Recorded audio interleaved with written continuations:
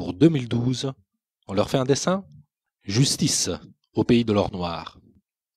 Depuis plus de 150 ans, le pétrole est l'un des principaux carburants de l'industrie et du capitalisme. Mais ça coûte cher, l'or noir, et pas seulement à l'écologie.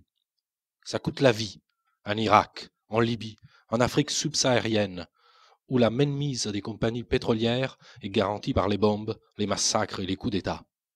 Ça coûte de l'argent en France, un marché de plus de 50 milliards d'euros, de quoi vous pomper un salaire à moins de 2. Un plein de 40 litres à 1,60 € le litre coûte en ce moment 64 €. Sur ces 64 €, 1,30 € tout au plus servent à payer l'extraction. Le transport, c'est 60 centimes. Le raffinage et la distribution représentent au maximum 16% de la somme, soit 10 €. Ça fait au mieux 12 € sur 64. Où passe donc le pognon? Le pays d'extraction touche une redevance, mais elle varie suivant ses capacités de négociation et le nombre de bombes qu'il a pris sur la gueule. Ce n'est donc pas ça qui pèse le plus lourd. Le gros de la pompe Afrique revient à l'État français, qui prend environ 38 €, soit 60% du plein d'essence. Or, la ponction de l'État et les coûts du pétrole sont restés quasi stables en pourcentage depuis le début de la nouvelle flambée. Ce sont donc bien les marchands qui font augmenter les prix. Comment font-ils? Bien sûr, la réalité économique et politique a une influence sur le prix du pétrole. Mais pourquoi la guerre en Libye a-t-elle fait bondir les prix du brut alors que ce pays ne pèse que 2% du marché? Comme le dit le PDG de Total, Christophe Demargerie, qui veut peut-être la carte du Parti communiste français, les marchés utilisent ces crises pour justifier leurs opérations spéculatives. Il faut savoir que chaque jour s'échange sur le marché 4 fois plus de pétrole que celui réellement produit ou consommé. Les marchands, en somme, vendent un pétrole qu'ils n'ont pas à des gens qui ne l'achètent pas. Et c'est le travailleur obligé de prendre la voiture qui paie l'addition. Monsieur le PDG de Total oublie juste de nous dire pourquoi, quand le cours du pétrole baisse, ça ne se voit pas à la pompe. Et oui, car après le choc de la crise financière de 2008, le prix du baril avait diminué de 20% en 3 mois. Mais les tarifs à la pompe, non.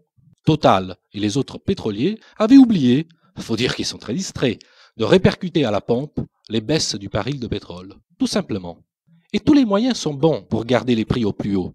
En mer, à côté des pédalos, on trouve tout un tas de tankers qui se baladent pendant des semaines en attendant l'augmentation des cours pour livrer leur pétrole au moment le plus propice. Sinon, il y a aussi le coût classique qui consiste à réduire la capacité de raffinage au moment des départs en vacances. On en fait le moins quand il en faut le plus.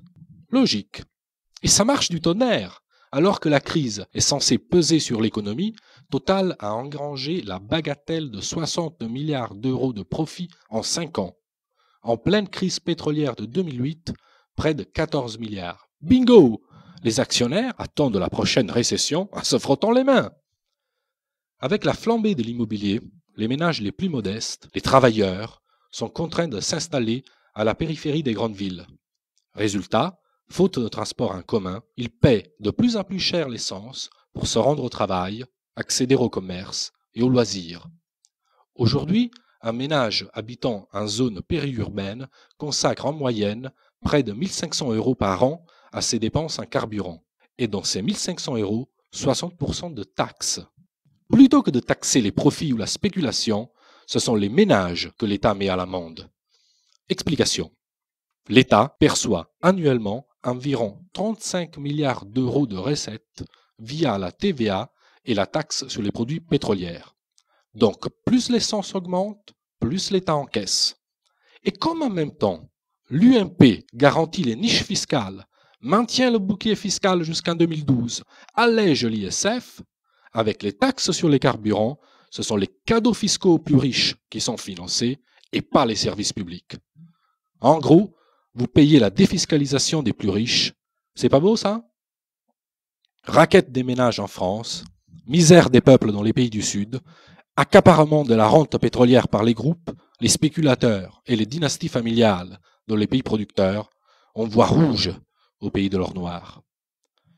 Il est pourtant possible de mettre un peu de justice dans ce pays inflammable. Il faudrait déjà fixer des limites, instaurer un prix maximum à la pompe, réviser périodiquement, histoire de freiner les vautours. Il faudrait aussi que l'État donne l'exemple et commence lui-même par lâcher les gens en diminuant de 5% la taxe sur les produits pétroliers.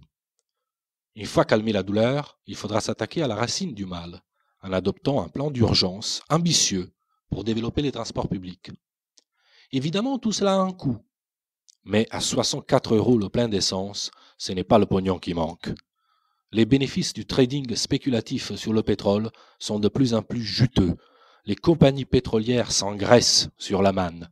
La justice et le cholestérol commandent de les mettre à contribution. On sait tous que l'impératif écologique nous impose de changer de mode de développement et de réduire notre dépendance aux énergies non renouvelables. On voit bien que la logique marchande et spéculative nous envoie droit dans le mur. Alors, donnons l'exemple par ces mesures de justice. Proposons à nos partenaires de nous suivre en organisant une conférence mondiale sur l'énergie, bien commun de l'humanité. En 2012, on va leur faire un dessin.